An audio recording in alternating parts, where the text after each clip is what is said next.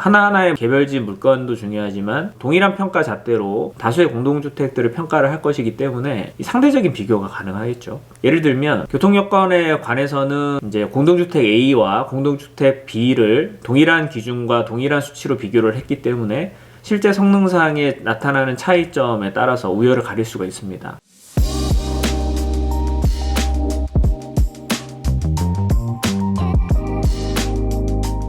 안녕하세요, 플랫폼TV입니다. 저희 채널에서 공동주택 분석을 하는 평가 항목들에 대한 구성과 어떤 식으로 평가를 하는지에 대한 전체적인 평가 방법에 대해서 한번 말씀을 드리도록 하겠습니다. 일단 저희 채널의 기본 기조는 시장 상황에 따라서 유동적으로 변하는 투기적인 분위기라든지 장기성 갭 투자 이런 부분들을 지향합니다. 그런 것들을 추구하기보다는 원초적인 수요, 그러니까 기본적인 수요에 근거한 시장 상황에 크게 휘둘리지 않는 범위 내에서 건물의 기본적인 가치, 그리고 입지 여건, 실제로 생활상에 느낄 수 있는 만족도라든지 이런 부분들을 집중적으로 평가를 하고요. 어떤 느낌에 따른 평가 방법이 아닌 이제 수치화할 수 있는 정량적인 평가 방법을 도입을 합니다. 그래서 각각의 물건지는 최초 채널 개설할 때 말씀드렸던 사람의 기본적인 4가지의 욕구에 근거를 해서 각각의 욕구에 부합하는 총 16개의 평가 항목을 가지고 평가를 진행을 합니다.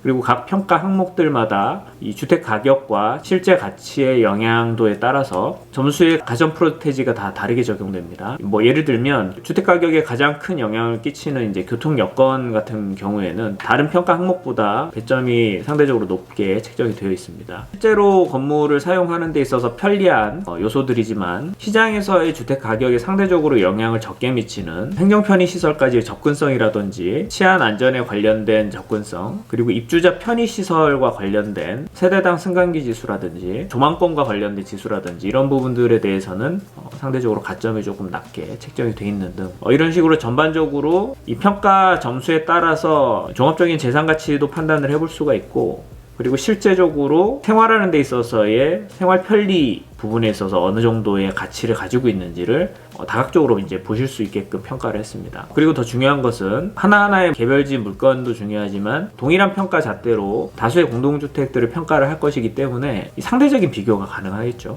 예를 들면 교통여건에 관해서는 이제 공동주택 A와 공동주택 B를 동일한 기준과 동일한 수치로 비교를 했기 때문에 실제 성능상에 나타나는 차이점에 따라서 우열을 가릴 수가 있습니다. 그리고 이제 추후에 10개 이상의 공동주택이 분석이 마무리가 되면 수요 계층에 따라서 이 공동주택의 수요가 달라집니다. 예를 들면 미성년 자녀를 둔 가구가 있습니다. 자녀가 1명이면 3인 가구가 될 것이고 자녀가 3이면 5인 가구가 되겠죠. 이런 가구인 경우에는 주택을 선택할 때 있어서 중요하게 생각하는 요소가 다르겠죠. 예를 들면 자녀가 있기 때문에 교육 여건을 굉장히 중요시 여길 것이고요. 결혼한 부부인데 자녀가 없는 가구가 있겠죠. 이런 경우에는 교육 여건은 상대적으로 이제 중요하지 않고 두 부부가 생활하는 데 있어서 꼭 필요로 하는 이제 문화 여건이라든지 상권과 관련된 이런 부분들이 중요하게 작용을 할 겁니다. 자, 싱글 가구인 경우에는 치안과 안전에 대한 부분들에 대한 요소를 중요하게 생각을 하겠죠. 자, 그리고 마지막으로 이제 은퇴 가구, 2인 가구이고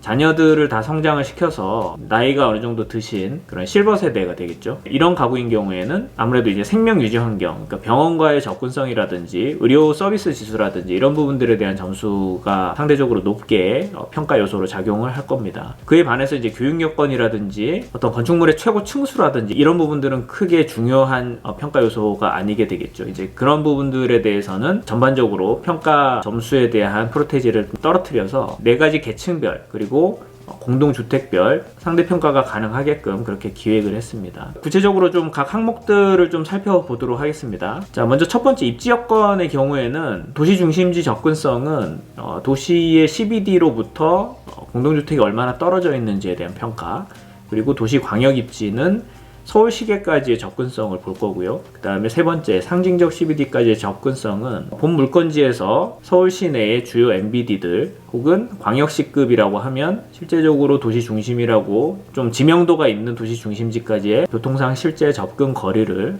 평가한 요소가 되겠습니다. 그래서 입지 여건에서는 종합적인 이 공동주택이 깔고 앉아있는 그런 토지의 가치에 대한 부분에 대한 평가가 되겠고요. 자, 두 번째 교통 여건인 경우에는 이 대중교통과 관련해서 이제 가장 중요한 이 지하철이 되겠죠. 이제 지하철의 역세권 유무, 급행열차 유무, 이제 이런 부분들을 종합적으로 볼 거고요. 이제 고속도로에 진입하고 나서부터 다른 타 고속도로의 전이가 얼마나 용이한지, 해당 공동주택에서 접근 반경 내에 얼마나 많은 인터체인지 옵션이 있는지, KTX나 SRT, 그리고 공항, 비행기라든지 이런 부분들을 이용할 수 있는 광역교통 인프라에 대한 접근성, 실제로 공동주택이 접하고 있는 도로 여건들, 국지적인 도로 여건들에 대해서도 평가를 진행합니다. 진출입 도로 여건이 좁은지, 주 출입구에서 주 간선도로까지 진입을 하기 위해서 이 차량 이동을 할 때 대기 신호를 한번 거치고 가야 되는지, 아니면 바로 우회전해서 나갈 수 있는지, 이런 부분들에 대해서도 실제 평가가 진행이 됩니다. 세 번째, 이제 일자리 수요 같은 경우는 유휴반경 내에 얼마나 많은 일터가 있는지, 그러니까 일터가 많다라는 것은 공동주택에 대한 수요도와 직결이 되는 부분이기 때문에 사업체 수, 그리고 종사자 수, 그리고 신규 창업을 할 수 있는 지식산업센터의 분포도를 평가를 합니다. 그리고 이제 이런 3번의 부분들을 바탕으로 해서 공급과 수요에 대한 적정성을 4번에서 평가를 하고요. 그래서 인구당 아파트 공급지수와 종사자당 아파트 공급지수, 그리고 지역 인구 증가율 지수, 개별 아파트 단지 규모에 대한 평가를 진행을 합니다. 다섯 번째, 교육 여건에서는 고등학교 관련된 평가, 중학교 교육 수준, 그리고 초등학교 접근성, 유치원 접근성, 공공도서관까지의 접근성에 대한 평가를 진행을 합니다. 고등학교와 중학교 같은 경우는 이제 특목고라든지 자사고와 같은 학교 수준에 따른 평가를 진행을 하고요. 중학교 같은 경우는 수준별 고등학교 진학률이 평가에 들어갑니다. 그래서 얼마나 좋은 중학교가 주변에 많이 있는지, 얼마나 가까이 있는지에 대한 그런 평가 요소가 되겠습니다. 자, 여섯 번째, 가격에 대한 평가가 들어가는데요. 이거는 이제 실제로 가격이 얼마나 저렴한가를 평가를 하는 것이 아니라 평당 실거래가와 그리고 가격 상승에 대한 잠재력을 봅니다. 실제로 이제 평당 실거래가가 이 건물에 실제로 거래되고 있는 가치에 대해서 평가를 하고요. 연도별 가격 상승률을 평가를 해서 이제 추후에도 얼마나 이 공동주택이 더 가격이 오를 수 있는 이런 잠재력을 가지고 있는지 그 부분에 대해서 평가를 진행을 합니다. 자, 일곱 번째는 이제 생명유지 환경이고요. 병원에 대한 접근성, 그리고 의료 서비스 지수, 미세먼지 대기 오염도, 그리고 공원 녹지가 얼마나 있는지에 대한 비율, 생활체육과 관련된 시민체육시설에 대한 접근성을 평가하도록 합니다. 자, 그 다음에 여덟 번째, 이제 행정편의 부분에서는 실제적으로 이 공동주택에서 거주하면서 주변의 행정시설, 시군구 청사라든지 이 주민센터와의 접근성, 우체국까지의 접근성에 대한 평가를 진행을 합니다. 자, 그리고 아홉 번째는 문화 쇼핑 관련된 평가 항목이고요. 자, 광역상권까지의 접근성, 그리고 근린상권 접근성, 자, 문화시설 한 개당 인구, 대형 서점까지의 접근성을 평가를 합니다. 자, 그리고 열 번째 항목은 치안 안전 항목입니다. 이제 경찰서, 지구대까지 접근성, 그리고 소방서까지 접근성, 보행자 교통사고 발생 지수, 그리고 성범죄자 거주 지수를 종합적으로 평가를 합니다. 자, 11번째는 채광 및 통풍 지수고요. 자, 인동거리 지수는 건폐율을 기반으로 해서 평가를 하고, 단지 내에서의 최고 층수, 평면에서의 마통풍이 얼마나 잘 되는지에 대한 그 평가를 진행을 합니다. 12번째, 입주자 편의성에서는 세대당 승강기 지수, 주차 편의 지수에서는 세대당 주차 대수,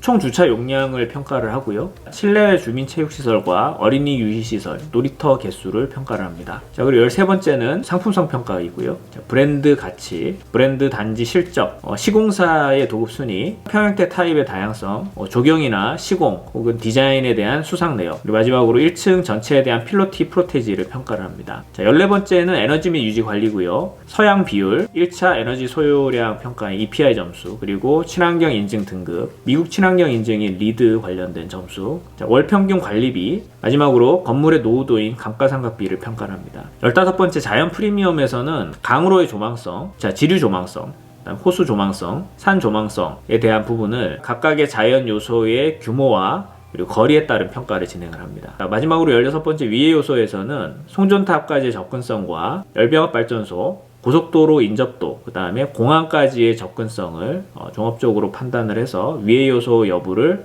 평가를 합니다. 자, 이렇게 16가지의 평가 항목을 종합적으로 평가를 하게 되면 종합평가 점수와 종합평가 등급이 나오고요. 3인에서 5인 가구 기준, 미성년 자녀를 둔 가구를 A그룹으로 보고요. 그 다음에 자녀가 없는 2인 가구를 B그룹으로 봅니다. 1인 가구, 그러니까 싱글 가구인 경우에는 C그룹, 그 다음에 은퇴를 한 2인 가구가 이제 D그룹 이렇게 되겠습니다. 각각의 그 가구에 대한 필요 요소들을 점수 가점을 가중점을 부과를 해서 각각의 수요 가구 그룹별 별도의 이 평가 순위를 별도로 제공을 해드리도록 하겠습니다. 종합가치평가에서는 이 건물에 대한 종합적인 이 재산 가치에 대해서 보시면 되고요. 실제로 내가 입주를 할 때 만족도가 높은 주택을 선택하실 때는 이 4개로 평가 항목이 별도로 구분된 평가 순위를 보시고 공동주택 선택을 하시는데 참고를 하시면 되겠습니다.